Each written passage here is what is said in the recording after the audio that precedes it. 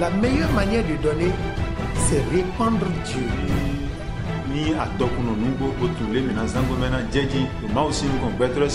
L'humilité précède la gloire. Et celui qui arrose sera lui-même arrosé.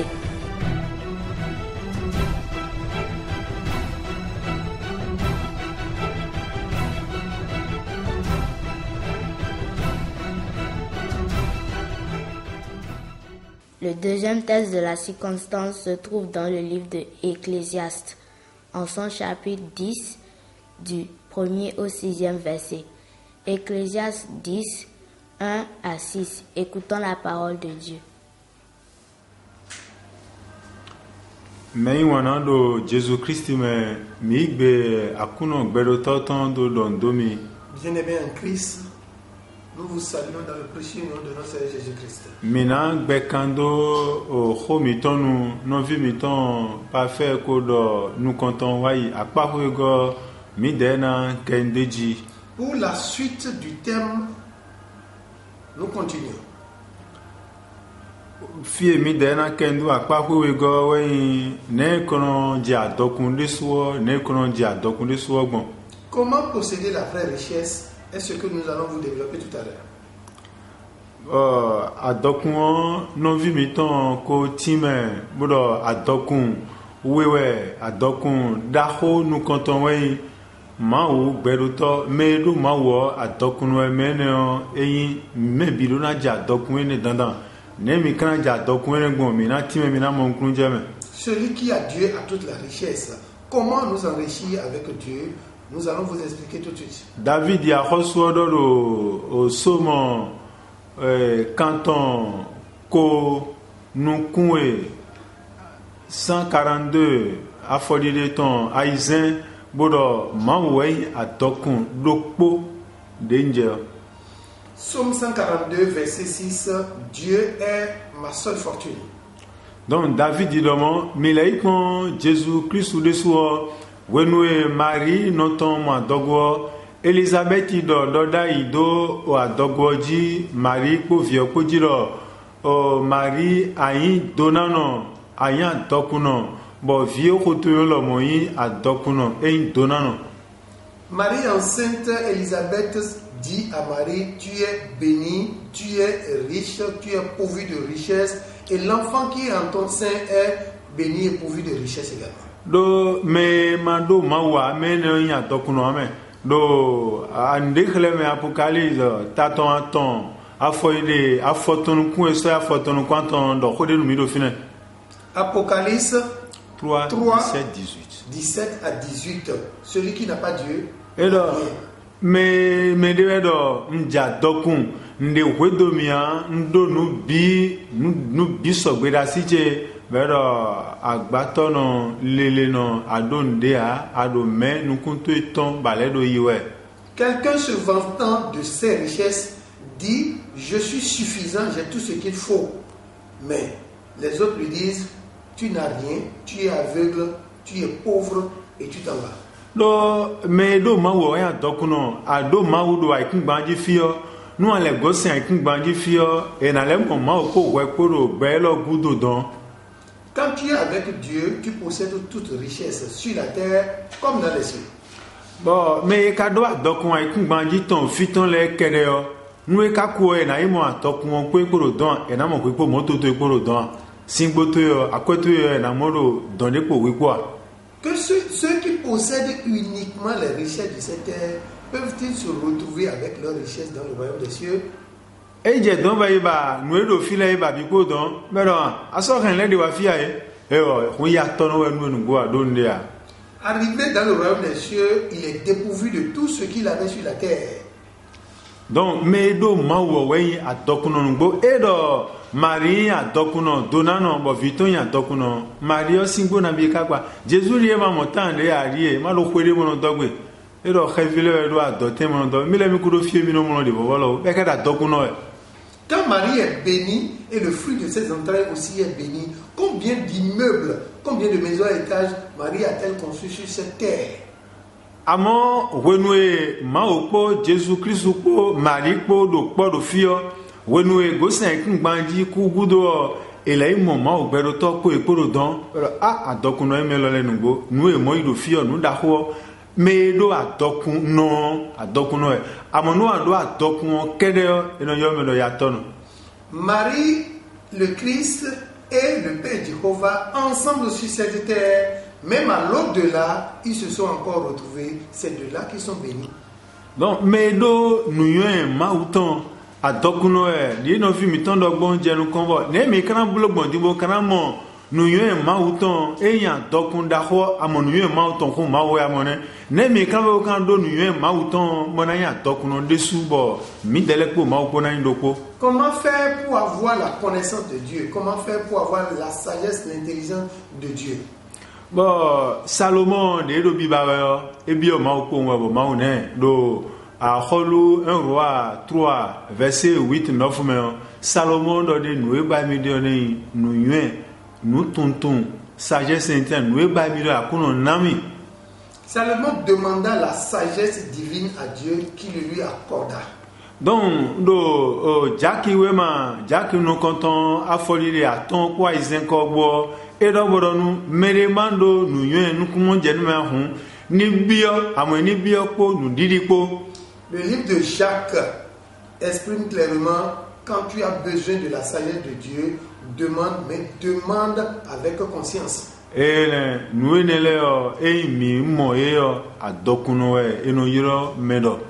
Quand nous possédons l'intelligence, la sagesse de Dieu, nous sommes bénis et pourvus de toute richesse.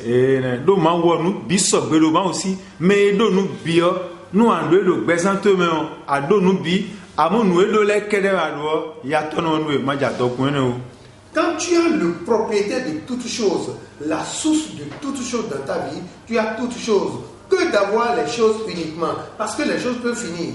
Mais de la source éternelle, ces choses ne finissent jamais. Ces choses ne tarissent. Amon dian me adokun o pevio aikun banji fisi adokun ne mi kan blogbon bo kanado eneon eno joko atokun po medo ko jo eno joko atokun epo ma no si atokun de to medo ko meno joko epo.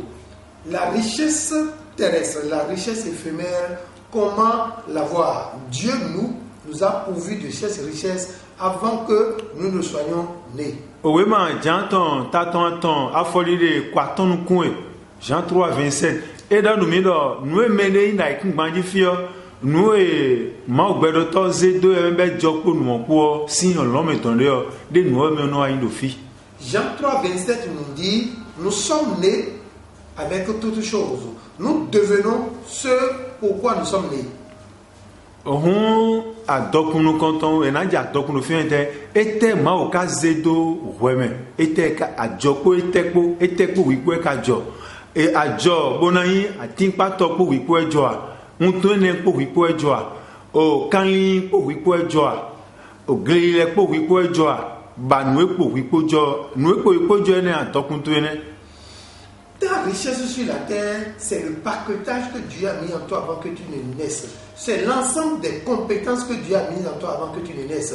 Si tu es né pécheur, tu deviens pécheur et tu t'enrichis avec la pêche. Si tu es né cultivateur, tu deviens cultivateur et tu t'enrichis avec la culture, l'agriculture.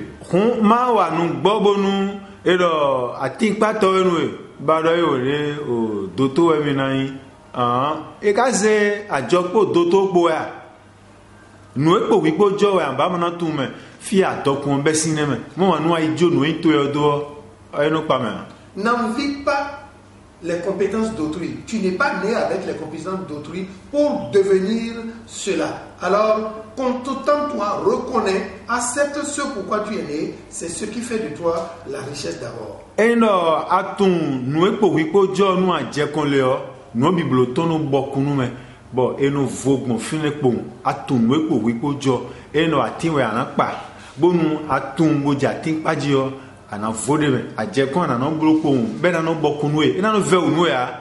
Quand tu reconnais et acceptes ce pourquoi tu es né, l'ensemble du paquetage des compétences que Dieu a mis en toi, l'application, l'exercice de ces compétences te serait très facile. Vai pon do de me de pon we vi do to me gbon e pon de to me gbon no bokunu wevigbon benuri esi bloque na mi do tome din ena din de bonia wesigbon tome a. Le poisson est équipé de nageoires de tout ce qu'il faut pour vivre dans l'eau et non toi. Vivo weviton e ndo de mede eni tundo simewe mi no bodo sime gbon e po won ena do nwe weze nulu intome no wevigbere a. La compétence, la richesse du poisson est qu'il reconnaisse que son milieu d'activité est l'eau et qu'il ne peut vivre en dehors de l'eau et prospérer.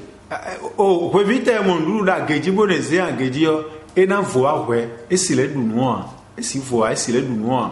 Même le poisson qui trouve la nourriture sur la terre ferme ne peut vivre, ne peut en jouir parce qu'il n'est pas fait, fabriqué, créé pour la terre ferme, mais pour l'eau. Donc à ton autre à job wa ikungbanji e pe a khowiwen proverbe ta izin afoni de o tene kakaso iwe do pogo do nu mi do de mandi fonlio nu atondo mutun le do tuche azode wendo na wa ene wa blomio mandi fonli demeo wulibo na boblo.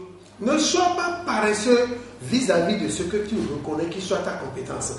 Mets-toi à l'œuvre, applique-toi pour devenir un expert dans ton domaine d'activité, une personne distinguée, recherchée, remarquée.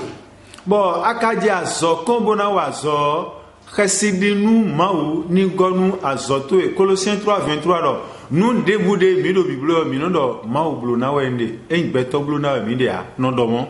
Exerce tes activités avec la crainte de l'Éternel, avec la compagnie, avec la conduite de l'Éternel. Eindo jijo dagbe magonu azoe wa wadeo a anasija dokunde me jijo dagbe wein we no kwetu aso wi wa meton. N'ayant pas la bonté, n'exerçant pas dans la crainte de l'Éternel, tu ne peux t'en réjouir. Donc eindo mi tunwe mi na bulo bo je kon khesinu ma wo je no kon mi na mo do mere me gege na wa mi gon bo mi na vo ma na yin wan ma o kan yin wan no do nwe wa de kon no dagwe. Quand nous exerçons avec la crainte de Dieu, Dieu nous aime. Et quand Dieu nous aime, nous sommes pourvus de toutes les bénédictions, au-delà de nos attentes. Et auteur de Bible vimitonai adok mina adokno vimitonai adokno ma Abraham ma odo Abraham donwe anai donano bo kunkantele lomo nai donano. Dieu dit à Abraham, je te bénis, Genèse 12 verset 1 à 3, je te bénis et toute ta lignée est bénie à jamais. Je bénis toute personne qui te bénit et je maudis toute personne qui te maudit. Amono papa toi mangati bon kwegbe ero kona do amanga me na duro gbe wonton we bele gosin gbe lo me fio vilena mama ga ma du po mfata kon po. Tout manguier planté par un homme, non seulement il en jouit, mais des générations, ils en jouissent et il en reste pour des générations à venir. Hunu mi kamo adokun ne mi kana zan adokun ne mi kana zan gbon do eno e ma agbade tongoro do koroko nu mewe menu konton e ka do agbade ton e do mais de zeton boda o tombodu. Comment faire usage de notre richesse? La première personne à qui la richesse a été remise l'a ensemencée pour que ça puisse produire beaucoup. La deuxième personne à qui la richesse a été remise en a fait sa nourriture et l'a mangée. Mais zeton bodo enamo gegeton dido ayete enon name menon nanu meo jinukun dido enamo gegeton. Celui qui a semé, c'est celui qui a répandu, c'est celui qui a donné à ceux qui en ont besoin, c'est celui qui a partagé avec ceux qui sont dans le besoin. Proverbe 11, 24, 26 est dans nous, mais vous n'avez pas de dido et non de dido. Mais nous avons rien mais non, nous avons mais non nous meons et on a donc nous ma nous kon betre sinu kon mais no heu ndo mlia ndo we kon ko akodo ko kun se bono zanu medebo de ma ba kon adok nous enu akwa na isewe to men. Celui qui épargne a laissé s'appauvrir, mais celui qui donne à ceux qui en ont besoin, Dieu multiplie afin que cela ne finisse jamais chez lui encore. Et ndo Jésus dans Matthieu 25 34 à 40 mais non nanu mais non kumbla nous meleo meneleo eniwa isekweto me kono remno ti eton dileo ami o mewe na yi wa ma ogon do gbeno ye ma ni donumi. Le Christ a dit dans sa parole, le généreux, c'est celui qui rentre dans le royaume des cieux. Parce qu'il répand, tel que lui-même il répand. Mais celui qui épargne à l'excès, s'appauvrit. Et non, tiens, nous. Que Dieu bénisse sa parole.